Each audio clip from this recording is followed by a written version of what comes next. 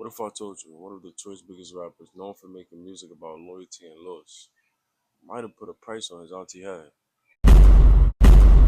Jobina Brown was shot and killed on the city's east side. We're going to be diving into the theories, the rumors, and the suspicious silence around the death of Tee Grizzley's aunt. It wasn't just family, she was his manager.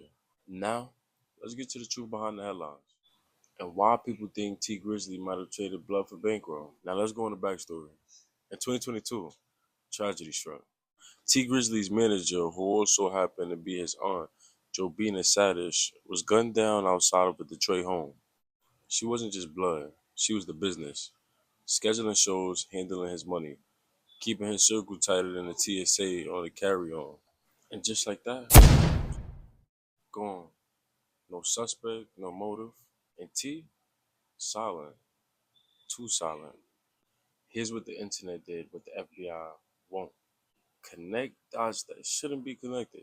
An aunt of Tee Grizzley was shot and killed in Detroit on Tuesday night, August 20th. Comments about her death began surfacing Wednesday, August 21st on social media before her passing was confirmed by TMZ. According to law enforcement sources, a shooter opened fire on Grizzley's Cadillac Escalade while the vehicle was traveling around Detroit. The gunman allegedly approached on foot and shot Brown, who was sitting in the back seat in her left side. Grizzley was reportedly riding in the passenger seat and got out of the vehicle as the shooter approached. The driver said the attacker fired 3 or 4 shots and noted that Brown screamed before the gunfire began. Brown was rushed to a local hospital but died from her wounds. She was 41 years old. Police don't know if Grizzley was the intended target of the attack. He and the driver were unharmed. Let's continue the brief recap before we get into the new details, because it's crazy. It left me stunned. So if you watched my last video, you know that Tee Grizzley did an interview. During this interview, Tee Grizzley detailed exactly what took place moments before the shootout. Tee Grizzley and Jobina was riding around in their Chrysler 300 with a driver. They had to make a stop before getting to their destination. They stopped at Tee Grizzley's family house from his daddy's side. When they stopped there, Tee Grizzley got out from the back driver's side. Jobina was sitting in the back passenger side. When Tee Grizzley got out and walked to the porch, gunmen came, opened up the back passenger side, shot into the vehicle, and killed Jobina. Tee Grizzley says the shooters were looking for him, and that's why they opened up the back passenger side, because they thought that's where he was sitting. Still breathing and everything. She called me. She called you? While she was shot, she called me. What'd she say? I was trying to talk to her. I didn't hear what she was saying. Oh. She couldn't really form no words. You know what I'm saying? But, like, coming for me because they opened my door. Okay. And was shooting in the car. They hit her 8 times, though. And you have no idea where this came from? No, I ain't got no idea where it came from. But it ain't even matter where it came from. I felt like everybody was a suspect. I felt like everybody was a suspect. Fans started noticing his music shifted. He stopped mentioning her. No tribute song, no Auntie Forever change, just radio silence. And then the money trail. Allegedly, she had control over Grizzly's touring income.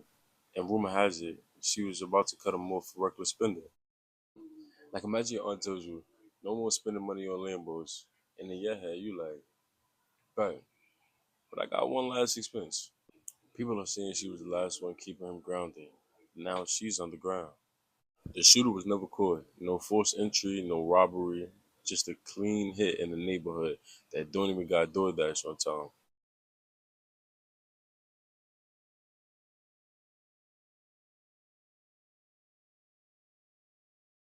And right after that, T started flexing heavy. New whips, more diamonds than Thanos on prom night. Bro turned the funeral into a rebrand. Like, who drops a mixtape with a Glock on the cover 2 weeks after losing family? To be fair, maybe it was grief. Or maybe it was guilt in the 808s. You ever see someone cry without shedding a single tear? It's either acting or psychopathy. Either way is giving Judas with a booking agent. Now, to keep it fair, this is all speculation.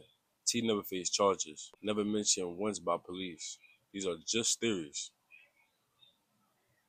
But ask yourself, if it wasn't him, why ain't he doing everything in his power to find out who it was?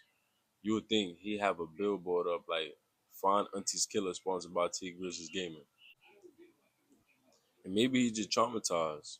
Maybe he don't want to talk because, like the pain too deep. Or maybe silence is golden. especially when your fingerprints ain't. Look, we ain't here to cancel anybody or get anybody locked up, but questions need to be asked, especially when the industry buried the truth faster than they buried the victim. But if T really innocent, may his own rest in peace and may justice be served. But if he ain't, may karma come back faster than Detroit wildfire. Leave your thoughts in the comments. Let me know. Is this just another tragic story? Or do you think it's something actually deeper here behind the bars? Don't forget to like, subscribe, and pray your manager don't know too much about your finances.